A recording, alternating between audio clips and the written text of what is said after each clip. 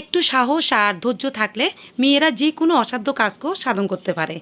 শুধু একটু ধৈর্য আর সাহস থাকলে যে কোনো অসাধ্য কাজে একদম সহজ হয়ে যায়। তো গুড মর্নিং বন্ধুরা, কেমন আছেন? আজ হলো রবিবার।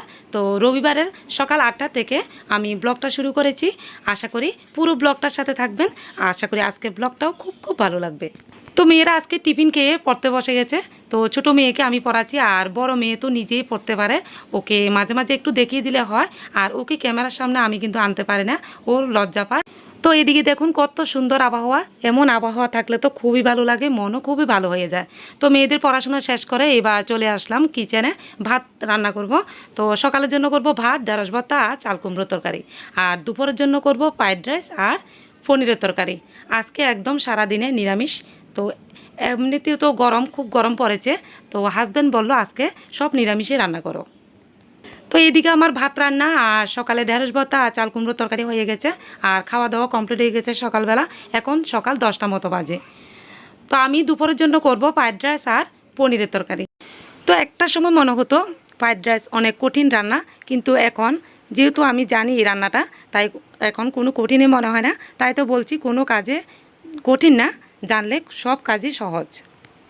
তো কড়ার মধ্যে সাদা তেল আর ঘি দিয়ে সবজিগুলি ভেজে নেব। আপনারা ইচ্ছে করলে তো ঘি দিয়েও করতে পারেন, কোনো অসুবিধা নেই।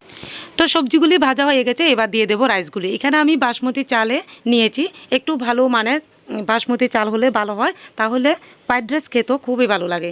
তো ফ্রাইড রাইসগুলির মধ্যে আমি আরেকটা জিনিস দিয়েছি, এটা হলো পাউডার মিল্ক। এটা দিলে কিন্তু খুবই ভালো লাগে, আপনারা দিয়ে দেখবেন, তো খুবই দুর্দান্ত লাগে। তো সকাল 11টার মতো বাজে। তো ঘরে অনেক আম পড়ে আছে, মেয়েও বললো মা আম কেটে দাও। তো আমরাও খাবো, মেয়েকেও দিলাম আম কেটে। ফ্রাইড রাইস রান্না কমপ্লিট, এবার করব পনিরের তরকারি। তো প্রথমে আমি পনিরগুলি ভেজে নিচ্ছি, এরপর কিছু সরিষার তেল দিয়ে ভালোভাবে সব মশলা দিয়ে একদম নিরামিষভাবে আমি করব পনিরের তরকারিটা। এখানে কিছু মশলার সাথে আমি টক দই দিয়েছি। টক দইটা দিলে তো নিরামিষ যখন আমি পনির তরকারিটা করব তখন খুবই ভালো লাগে। এরপর কিছু সিদ্ধ আলু দিয়ে আর কিছু টমেটো কুচি আর পনিরগুলি দিয়ে ভালোভাবে ভেজে এবার জল দিয়ে দিয়েছি। তো রান্না কমপ্লিট, ঝরঝরে ফ্রাইড রাইস আর পনিরের সবজি। তো দুপুরের জন্য এবার দুপুরে খাওয়া কমপ্লিট করে আপনাদের সাথে আবার কথা বলছি। তো দুপুরে খাওয়া কমপ্লিট করে এবার বিকেলে একটু ঘুরতে বেরোলাম। আমার হাজব্যান্ড বসিয়ে নিয়ে গেছে আমাদের পুকুরে। তো আমিও যাব, একটু ঘুরে আসব, দেখি মাছ পেয়েছে কিনা। তো আমার মেয়ে, বড় মেয়ে, ছোট মেয়ে দুইজনে আছে, ভাবছি ওদেরকে নিয়ে একটু ঘুরে আসি, ভালো লাগবে। তো আমার সারাদিনের রান্নাবান্না আর সারাদিনের যে ব্লগটা আপনাদের কাছে কেমন লাগলো অবশ্যই জানাবেন।